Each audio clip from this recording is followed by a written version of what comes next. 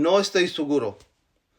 जब आपको पता नहीं होता कि हाँ करनी है या ना करनी है, तो तब आप कहते हैं नो estoy seguro, मुझे यकीन नहीं है। ठीक है?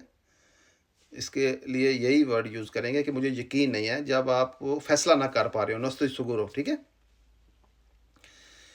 उसके बाद आएगा no sé qué hacer। ये भी तब यूज़ होता है जब आप कुछ समझ नहीं आ रही होती, आप फैसला नहीं कर पा रहे होते, तो आप कहते हैं नो sé qué hacer, मुझे कोई समझ नहीं आ रही मैंने क्या करना है। ठीक है? नो sé qué hacer, पता नहीं क्या करना चाहिए, इसका ये मतलब लेंगे।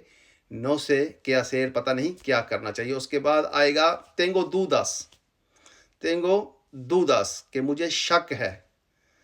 ठीक है? tengo dudas, मुझे शक है। उसके बाद आएगा no tengo idea। no tengo idea, मुझे कोई अंदाज़ा नहीं।